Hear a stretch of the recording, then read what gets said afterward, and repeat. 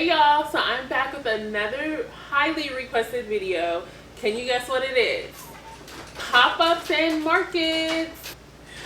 We are back outside. I'm so sorry y'all, I'm laughing because Gabby will not let me record this video. It's hilarious. Okay, we are back outside and events are slowly coming back. So today we are going to cover the following. Pop-ups can provide a new source of revenue and increase your brand awareness. It will also provide you with a new skill, sales. So if you're looking at opening a store one day or you're an e-commerce brand, this is a great place for you to learn more about your customers. 15,000 blondies. Okay, so, we're gonna do this fast because that camera is gonna fall and it costs too much. And I am here to share with you guys how I am adjusting. Hi guys, I am here at Allie's house and we are shooting today for the holidays. Such a crazy past few weeks, but I am super thankful. I can't afford to do that, then you probably shouldn't start doing this in the first place. 4 points. Ooh, succinct. I like it. We were just talking about how vlogs are so much work. Again, today I'm shooting. We're on the wait list. I cannot stress that enough. Everything that we drop goes to our email list first, and then it goes to Instagram and Facebook. So you have to get your product in front of people who don't care whether you're sad or hurt if they don't like it. Hey everyone, welcome back to my channel. When I talk about pop-ups, I'm typically referring to my brand being in a designated space that people wouldn't typically expect me to be. So for me, that could mean a wine shop or a coffee shop or even Bloomingdale's. And when I talk about a market, I'm typically referring to a recurring event, whether it be daily, weekly, monthly, annually. With markets, the organizer has typically done most, if not all, of the legwork to assume that there are going to be both new and returning customers coming back. This includes farmers markets, expos, festivals, etc. We will get into which ones I like best, but before we do, please make sure to hit the subscribe button to help me continue to make content just like this. Okay, here's how you get started. First, you want to choose your menu. Your menu will determine what kinds of pop-ups and markets you should go after. As a good rule of thumb, you should start with 2 to 5 of your best sellers. Don't overwhelm yourself or your customers with too many options. I started with 2 flavors and now I take 8 to the pop-ups, but it has taken me 4 years to get there. Okay, next is how do you find markets and pop-up? When I started thinking about pop-ups for Blondery, I envisioned where I saw my customers shopping besides my own website. That could mean high-end, black-owned, woman-owned, plant-based. As I mentioned, recurring markets are going to be your festivals, farmers markets, expos, things of that sort. And as I also mentioned, things like this will require less work on your end to market and promote. You should be able to rely on the organizers to get the word out there. All you need to do is let your followers know you're going to be there. These typically do have costs associated with it. They can range from $25 all the way up to a couple $1,000s. It really depends. There are usually some kinds of insurance and licenses attached to doing these kinds of events as well. This could be as simple as your tax ID and business insurance, but can get as complicated as your state and city permits and food handler's license. It really depends. But here's a hack. Since these are recurring, go visit them. Talk with the other vendors, check out their displays, try some samples. You can even introduce yourself to the organizer and bring them a sample of your own product.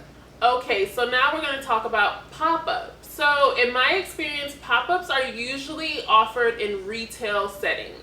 And retail stores typically don't charge you if they feel that your products are on brand with them and they'll provide value for their existing customers. These stores are also more lax with the requirements, but they are going to expect the utmost professionalism. As far as licensing, this is a don't ask, don't tell situation. But just be very careful with this because this could lead to further partnerships and first impressions will matter. These types of events will require more marketing and promotion on your end. And if you can get the retail store to also promote, that will be helpful. Also, these should be planned well in advance. I'm talking 1 to 2 months. The benefits of popping up in a retail location is cross promotion, brand recognition, and you'll get to meet your customers where they are. When I landed the opportunity at Bloomingdale's, it gave me a talking point and more credibility to other customers. And if you're wondering how I grew to just doing pop-ups at Bloomies to now being a top vendor on their website, you can check out the video. I'll link it either here or below. Sorry, I'm holding Caviar's toy.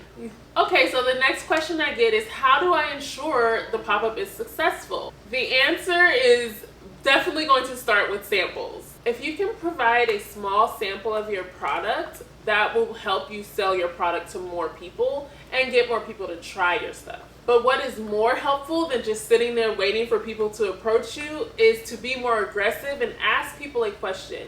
So for me, if I notice someone's looking at my table, I'll just ask them, have you ever heard of blondies before? And that usually starts a conversation. Pick the most taboo or elusive thing about your company and ask them about it. Ask them if they know about it, ask them if they've heard of it, ask them what their opinions are on it, and that'll typically start a conversation. And the more you listen to them, the more you can address their concerns about purchasing your product or something similar. And this one should be a no-brainer, but make sure your display is attractive. You want to spend some time building out your display. I look at it as when they say when you move into a new home, you don't go and decorate the whole home all at once. You pick a room. I think you should approach your display in the same way. Whether it be your tablecloth, your signage, how you're going to show off your products, pick one thing and dial in on that first. Get feedback, and once you're happy with it, move on to another area of your display. And before you guys ask, where do I get the materials to do a display? It's all around you. But I will say Amazon or a store you can purchase from online and make easy returns is going to be your best bet, because you don't know if something will work until you actually try it out. It's also important to note that your display does not need to cost a lot of money. I've seen cookie companies pull up, slap a tablecloth on the table, put a banner up, and just put their cookies all out on the table. And they were selling. But as a quick overview, I will say some of the materials you need, and I made a list, one sec. A tent, tables, chairs, a tablecloth, business cards or info cards, a card reader, a cash box, menu or a price list, ingredients list. This could be a QR code, you don't have to have it printed out. Water, hand sanitizer, wipes, and a portable charger. And the biggest question I get is, what kind of license do I need, if any? And this will solely depend on the market and your local regulation. I did some research though for you guys, and in New York, you can bake from your home with a cottage food license or what they call a home processing exemption, and I'll link that below. And as far as insurance, I'll also link it below, but there's a fairly inexpensive program called Flip, and I think it's about $250 a year depending on what your metrics you need. And it's worked for me for the past 5 years. I just switched insurance. Other than that, you may need to form a legal structure around your business and get an EIN, and I also did a video on that I will also link below. Okay, y'all, I hope that helps. Leave a comment below if you have any questions, comments, or concerns. And as always, be sure to follow me at Blondery on Instagram. And then I also have a TikTok now. It's Auzerais Bellamy.